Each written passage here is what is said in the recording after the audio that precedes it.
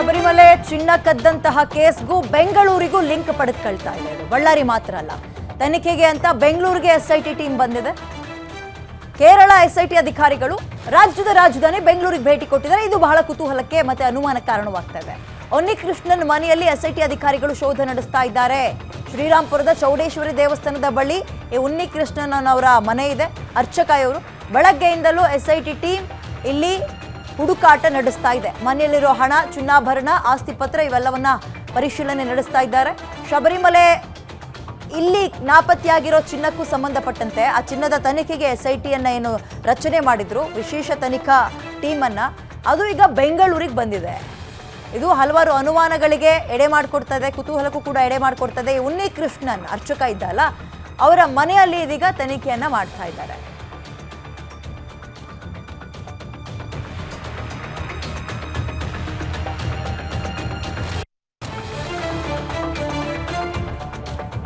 Details ನನ್ನ ಕಲೀಗ ಅಜಯ್ ನೀಡ್ತಾರೆ. ಅಜಯ್, ಕೇರಳದ ಅಯ್ಯಪ್ಪ ಸ್ವಾಮಿ ದೇವಸ್ಥಾನದಲ್ಲಿ ಕಾಣೆಯಾಗಿರುವಂತಹ ಚಿನ್ನಕ್ಕೂ ಬೆಂಗಳೂರಿಗೂ ಲಿಂಕ್ ಯಾಕೆ ಪಡೆದುಕೊಳ್ತದೆ, ಏನ್ ತೆಳುಕು ಹಾಕೊಳ್ತದೆ? ಈ ಉನ್ನಿಕೃಷ್ಣನ್ ಯಾರು, ಇವ್ರ ಮನೆ ಎಲ್ಲಿ ಬರುತ್ತೆ ಬೆಂಗಳೂರಿನಲ್ಲಿ? ತನಿಖಾಧಿಕಾರಿಗಳಿಗೆ ಏನಾದರೂ ಇಂಟ್ರೆಸ್ಟಿಂಗ್ ಮಾಹಿತಿ ಸದ್ಯಕ್ಕೆ ಲಭ್ಯ ಆಗಿದೆಯಾ? ಡೀಟೇಲ್ಸ್ ಏನಿದೆ?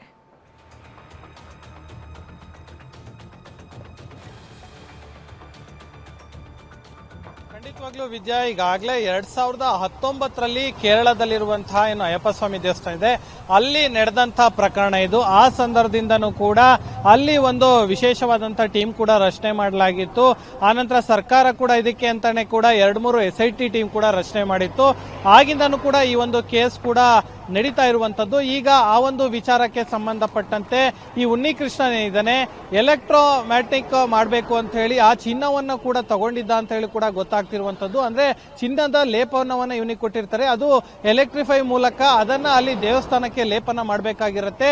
ಆಗ ಅದೇ ಸಂದರ್ಭದಲ್ಲಿ ಕೂಡ ಇವರು ಚಿನ್ನವನ್ನ ಕದ್ದಿದ್ದಾರೆ ಅನ್ನೋ ಒಂದು ಮಾಹಿತಿ ಕೂಡ ಇರುವಂತದ್ದು. ಸೊ ಹೀಗಾಗಿ ಆ ಒಂದು ವಿಚಾರವನ್ನ ಇಟ್ಕೊಂಡು ಈಗಾಗಲೇ ಆ ಹಿಂದೆ ಹೋದಂತ ಎಸ್ಐಟಿ ಟೀಮ್ಗೂ ಕೂಡ ಗೊತ್ತಾಗಿರೋದೇನಂತಂದ್ರೆ, ಈಗ ಅದರ ಜೊತೆ ಈ ಉನ್ನಿಕೃಷ್ಣನ್ ಏನಿದ್ದಾನೆ ಆತನ ಜೊತೆ ಕೂಡ ಮುರಾರಿ ಬಾಬು ಅಂತ ಏನಿದ್ದಾರೆ ಅವರು ಕೂಡ ಇದರಲ್ಲಿ ಇನ್ವಾಲ್ವ್ಮೆಂಟ್ ಇದ್ದಾರೆ ಅಂತ ಗೊತ್ತಾಗಿದೆ.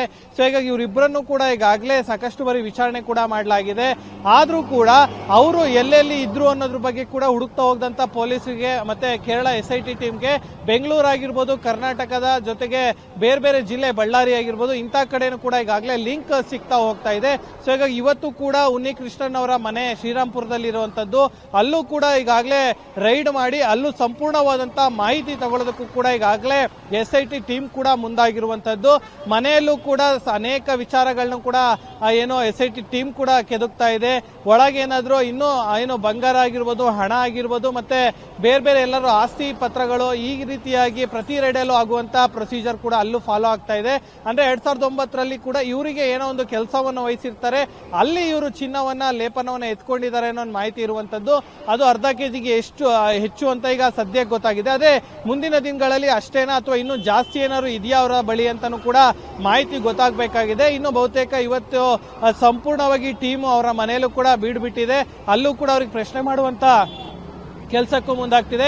ಇನ್ನು ಜೊತೆಗೆ ಅವರು ಚಿನ್ನದ ಅಂಗಡಿಗಳ ಜೊತೆ ಡೈರೆಕ್ಟ್ ಲಿಂಕ್ ಅನ್ನು ಹೊಂದಿದ್ರು ಅಂತ ಹೇಳಿ ಮಾಹಿತಿ ಇರುವಂತದ್ದು. ಸೊ ಹೀಗಾಗಿ ಅವರ ಏನೋ ಯಾರ್ಯಾರು ಚಿನ್ನದ ಅಂಗಡಿ ಮಾಲೀಕರಿದ್ರೋ ಅವರ ಬಳಿನೂ ಕೂಡ ಈಗಾಗಲೇ ಪೊಲೀಸರು ತನಿಖೆ ಮಾಡಬೇಕು ಅಂತ ಚಿಂತನೆ ಮಾಡ್ತಾ ಇದ್ದಾರೆ. ಸೊ ಹೀಗಾಗಿ ಈ ಒಂದು ಪ್ರಕರಣ ಇನ್ನೂ 6-7 ವರ್ಷಗಳ ಕಳೆದ್ರೂ ಕೂಡ ಇನ್ನೂ ಮುಂದುವರಿತಾನೆ ಇದೆ. ಇವತ್ತು ಕೂಡ ಬಹುತೇಕವಾಗಿ ರಾತ್ರಿವರೆಗೂ ಅವರ ಮನೆಯಲ್ಲೂ ಕೂಡ ಎಸ್ಐಟಿ ಟೀಮ್ ಕಾರ್ಯಾಚರಣೆ ಮಾಡುವಂತ ಎಲ್ಲಾ ಸಾಧ್ಯತೆಗಳು ಕೂಡ ಹೆಚ್ಚಿದೆ ಅಂತಾನೆ ಹೇಳ್ಬೋದು ವಿದ್ಯಾ. ಓಕೆ, ಧನ್ಯವಾದ ಅಜಯ್ ಡೀಟೇಲ್ಸ್ಗೆ.